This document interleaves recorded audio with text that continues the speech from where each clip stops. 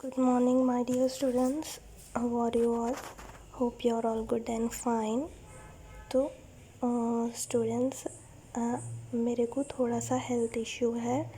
अगर आप लोग को मेरी वॉइस क्लियर नहीं है तो प्लीज़ ईयरफोन्स यूज़ कीजिए. थोड़ी लो आएगी साउंड. तो आप लोगों को जो है ना तकरीबन ये फर्स्ट चैप्टर ऑलमोस्ट ख़त्म हो रहा. तो आप लोग फर्स्ट लेसन न्यूट्रिशन के नोट्स स्टार्ट कर दीजिएगा लिखना, ठीक है ना. तो लास्ट क्लास में हम थे कि स्मॉल इंटेस्टाइन में जूसेस सेक्रीट होते, ठीक है ना. तो ये जूसेस एक्टिवेट हो जाते कार्बोहाइड्रेट को ब्रेक डाउन करने के लिए. तो स्टडीइंग द एंजाइम चार्ट, आज की क्लास में हम एक्टिविटी 4 देखेंगे.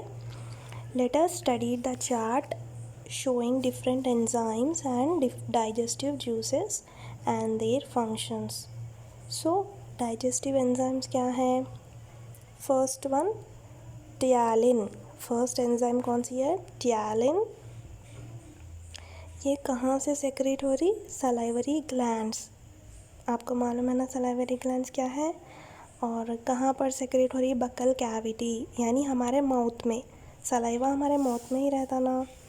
एंड डाइजेस्टिव जूस क्या है? Saliva. It acts on carbohydrates. Acts on carbohydrates यानी ये सलाइवा क्या है, किस पे एक्ट होता, यानी किसको ब्रेक डाउन करने में मदद कर रहा? कार्बोहाइड्रेट्स. प्रोडक्ट्स क्या है? माल्टोज.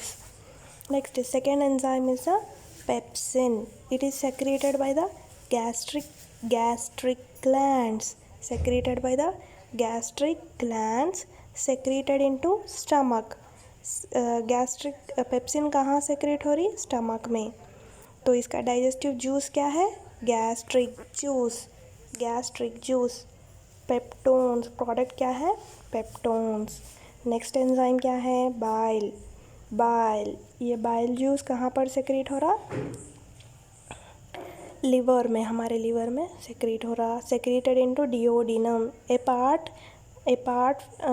बिहाइंड द स्टमक है ये. डिओडिनम क्या है? हमारे स्टमक के थोड़ा नीचे के हिस्से में डिओडिनम रहेगा. तो ये कौन सा जूस, ये जूस कहाँ पर सेक्रेट हो रहा? डिओडिनम में. जूस कौन सा है? Bile juice.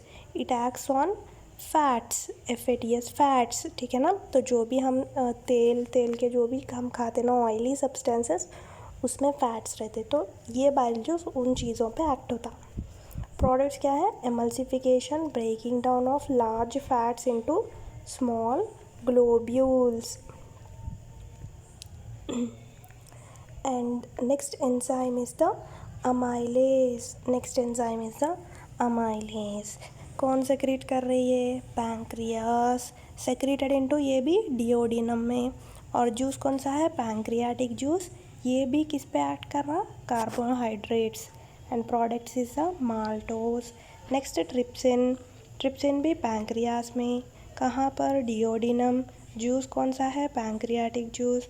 Acts on the proteins. क्या है प्रोडक्ट? पेप्टोन.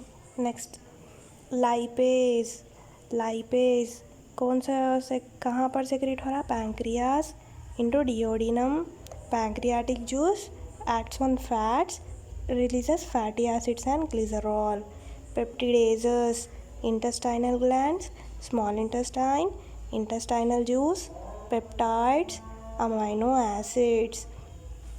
तो आप लोगों को समझ में आ रहा है क्या है? अब देखो लास्ट 8th वन में मैं आप लोगों को समझाऊंगी कैसे है ये. सुक्रेज एंजाइम है ये एंजाइम कहाँ कौन सेक्रेट कर रहे? अपने इंटेस्टाइनल ग्लैंड्स, ठीक है ना. Intestinal glands. तो कहाँ सेक्रेट हो रहा है ये? स्मॉल इंटेस्टाइन में, ठीक है ना. कहाँ पर? स्मॉल इंटेस्टाइन में. स्मॉल इंटेस्टाइन में जूस कौन सा हो रहा है? अब वो इंटेस्टाइनल जूस. Intestinal juice. अब एक्ट्स ऑन सुक्रोज यानी शुगर. अब जो भी शुगर पार्टिकल्स, जो भी शुगर सब्सटेंसेस हम खाते ना, तो वो शुगर सब्सटेंसेस पे ये इंटेस्टाइनल जूस एक्ट होता. एक्ट होके किसकी मदद से? सुक्रेज एंजाइम की मदद से. फाइनली पूरा लास्ट रिएक्शन होने के बाद क्या प्रोडक्ट आ रहा हमारी बॉडी में? ग्लूकोज रिलीज़ हो जाता, ठीक है ना. आई होप आप लोगों को समझ में आया होगा। कुछ भी डाउट है तो मुझसे फिर पूछिए। तो name the enzyme which acts on carbohydrates. कौन सी एंजाइम है which acts on carbohydrates? Ptyalin, ptyalin amylase, ptyalin amylase, ये दो क्या है, कार्बोहाइड्रेट्स पे एक्ट हो रहे, ठीक है ना। Transport of the products of digestion from intestine into blood is called absorption, ठीक है ना। एब्जॉर्प्शन मतलब क्या, ट्रांसपोर्ट ऑफ प्रोडक्ट्स, ठीक है ना। जो भी प्रोडक्ट्स डाइजेशन में ट्रांसपोर्ट हो रहे इंटेस्टाइन से लेके ब्लड तक, उसको क्या बोल रहे हैं हम, एब्जॉर्प्शन, ठीक है ना। हमको खा रहे हमको ताकत कहाँ से आ रही, जो भी चीज़ें अब्जॉर्ब हो रही, जो भी चीज़ें हम खा रहे वो डाइजेस्ट हो रही, तो जो वेस्ट प्रोडक्ट्स है वो बॉडी के बाहर एक्सक्रीट हो जा रहे, और जो यूज़फुल प्रोडक्ट्स है वो कहाँ जाते, हमारे ब्लड में जाके हमको उससे ताकत आती, ठीक है ना। वो यहाँ वहाँ कहीं नहीं जा रहे, जो भी हम खा रहे उसमें का यूज़फुल जो भी है वो ब्लड में सेक्रीट हो जा रहा, ब्लड में अब्जॉर्ब हो जाता। हम जो भी खाते हैं वो यूज़फुल आइटम्स जो भी है वो ब्लड में अब्जॉर्ब हो जाते हैं, और जो भी वेस्ट है ना वो बॉडी के बाहर एक्सक्रीट हो जाता। Internally intestinal wall has a number of finger like projections called microvilli. हमारी इंटेस्टाइन में इंटेस्टाइन के वॉल्स को क्या रहता, finger like projections called microvilli, ठीक है ना। ऐसा फिंगर के जैसे प्रोजेक्शंस रहते वॉल को, इंटेस्टाइन की वॉल को, तो उसको क्या बोल रहे हैं हम, microvilli. The villi increase the surface area for absorption. Blood vessels and lymph vessels are present in the form of a network in the villi, ठीक है ना। तो ये विलाई क्या करती है, जैसे फूड पास हो रहा ना इंटेस्टाइन से, तो जो भी useful like minerals, carbohydrates, proteins, ये सारी चीज़ें जो भी उसके अंदर है ना वॉल में, वो अब्जॉर्ब कर लेते, ये माइक्रोविलाई अब्जॉर्ब कर लेके। माइक्रोविलाई के अंदर कौन है, ब्लड वेजल्स है, तो ब्लड वेजल्स के ज़रिए ब्लड को ये पहुंचा रहे, products of digestion are absorbed first into the villi and from here into the blood vessels and lymph vessels. Thus after maximum absorption of food in the small intestine the rest passes into the large intestine, ठीक है ना। तो क्या हो रहा, जो भी products digestion में अब्जॉर्ब हो रही है फर्स्ट कहाँ पहुँच रहे, वो विलाई को, ठीक है ना। यानी विलाई कहाँ है, इंटेस्टाइन की वॉल को है। तो इंटेस्टाइन की वॉल से जब हमारा फूड डाइजेस्ट होके पास हो रहा, तो वो विलाई क्या करता, वो फूड को अब्जॉर्ब कर लेता। फिर वहाँ से विलाई के अंदर कौन है, ब्लड वेजल्स है, तो ब्लड वेजल्स से ब्लड को ट्रांसपोर्ट हो रहा, ठीक है ना, समझ में आया। Thus, after maximum absorption of food in the small intestine, the rest passes into the large intestine, ठीक है ना। यहाँ पर फूड हमारा अब्जॉर्ब होके अब कहाँ पास हो रहा, लार्ज इंटेस्टाइन को। Here most of the water present is taken up from this material, ठीक है ना। अब लार्ज इंटेस्टाइन में क्या हो रहा, जितना भी पानी हमारे वो फूड में है वो पानी पूरा अब्जॉर्ब हो जा रहा, कहाँ पर, लार्ज इंटेस्टाइन में। This material is then expelled through the anus, which is the last part of the alimentary canal. अब वो फूड कहाँ अब्जॉर्ब हो गया हमारा, यूज़फुल मटेरियल स्मॉल इंटेस्टाइन में, और जो रिमेनिंग वाटर था वो वाटर कहाँ अब्जॉर्ब हो गया, लार्ज इंटेस्टाइन में। अब जो बचा हुआ है वो एनस के ज़रिए हमारे बाहर आ जाता बॉडी के। This passage of undigested material from the body by the ways of anus is called defecation. तो क्या बोल रही है प्रोसेस को, अनडाइजेस्टेड मटेरियल यानी जो भी डाइजेस्ट नहीं हुआ वही हमारी बॉडी से जाता, ठीक है ना। डाइजेस्टेड मटेरियल कहाँ है, हमारे ब्लड में है, वो हमको ताकत दे रहा, जो डाइजेस्ट हो गया वो ताकत दे रहा, जो डाइजेस्ट नहीं हुआ वो बॉडी के बाहर, ये प्रोसेस को डिफिकेशन बोल रहे हैं। Food that passes out of the anus still contains considerable amount of proteins, fats and carbohydrates, roughages or fibres of either carbohydrates or proteins. We will learn some more points about the coordination about digestive system with other systems in the chapter coordination in life processes।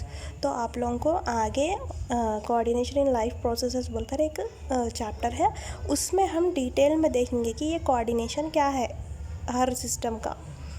Next, flow chart of human digestive system. आप लोगों को मेरी आवाज़ ठीक से clear है, बल्कि मैं समझ रही हूँ, फिर भी अगर क्लियर नहीं है तो प्लीज़ ईयरफोन्स यूज़ कीजिए। आज थोड़ा वॉइस बहुत लो है। तो flow chart of human digestive system. Food, पहला फूड हम ले रहे कहाँ से? माउथ से बकल कैविटी से फिर कहाँ पास हो रहा? फेरिंग्स को। फेरिंग्स से कहाँ जा रहा फूड? ईसोफेगस से स्टमक से डिओडिनम से स्मॉल इंटेस्टाइन से लार्ज इंटेस्टाइन से रेक्टम, देन एनस।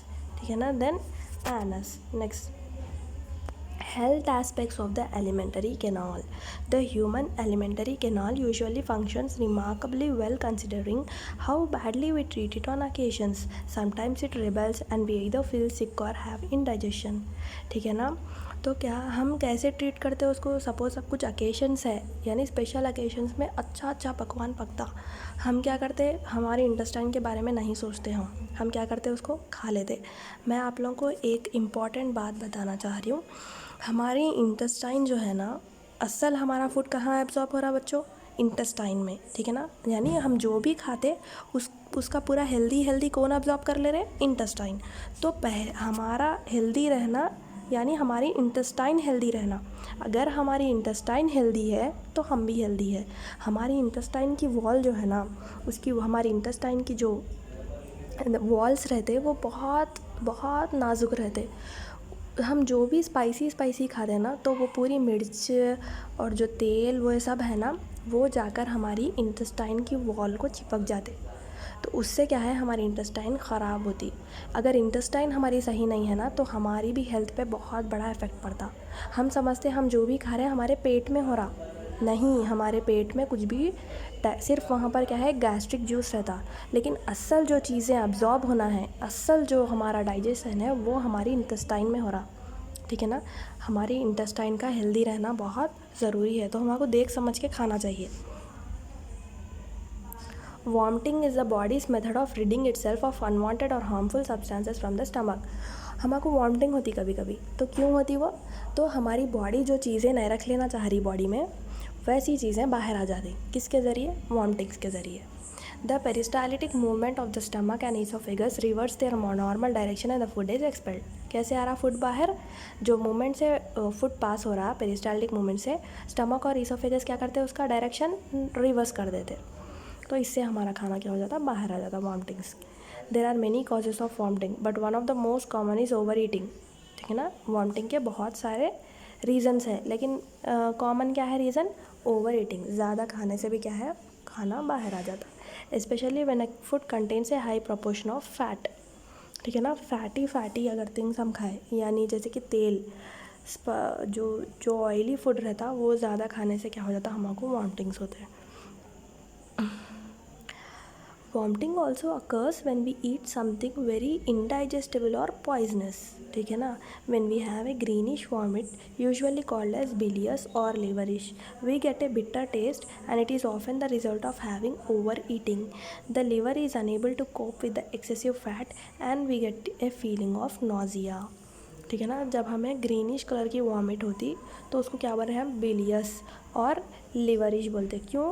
क्योंकि ओवर ईटिंग से हो जाता। वो जब हम फैटी मटेरियल बहुत ज़्यादा खा लेते, तो ये हमारे लीवर के लिए हैंडल करने के लिए मुश्किल हो जाता, तो इसलिए हमको वॉमिटिंग हो जाती।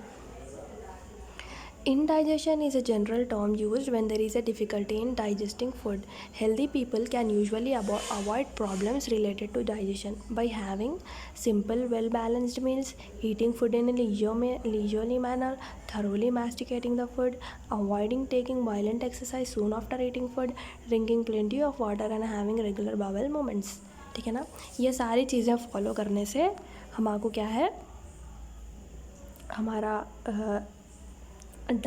हमारा डाइजेशन सिस्टम क्या है? सही से रहता। A more serious form of indigestion is caused by stomach and duodenal ulcers. These conditions occur more often in people who may be described as hurried or worried. Thus, ulcers occurs more often in busy people who get into habit of hurrying over meals and rushing from one activity to another without sufficient rest. Those who are able to relax, who are not continually tensed up and who live at slower pace seldom get ulcers. You studied about recent researchers in the peptic ulcers caused by some bacteria in previous classes. ठीक है ना. तो इसमें क्या है, जो people बहुत busy रहते हैं यानी उन लोगों का डाइट यानी खाने की टाइमिंग सही नहीं रहती, तो जब टाइम मिला जब खाते बहुत सारा खा लेते, फिर उसके बाद भाग दौड़ रेस्ट के लिए उन लोगों को टाइम नहीं रहता, तो ऐसे लोगों में क्या है, अल्सर्स होने के चांसेस बहुत रहते. Proper functioning of all life processes require adequate amount of food in all living organisms. It is not just an intake of food, but its assimilation and expulsion of waste that play an important role in intake of fiber. Rich food avoids constipation. ठीक है ना. तो ये सारे follow करने से हमारा क्या है, डाइजेस्टिव सिस्टम हेल्दी रहता. तो आज के लिए इतना काफ़ी है. आई होप आप लोगों को मेरी क्लास समझ में आ रही होगी. तो आगे का चैप्टर हम नेक्स्ट क्लास में डिस्कस करेंगे. Thank you.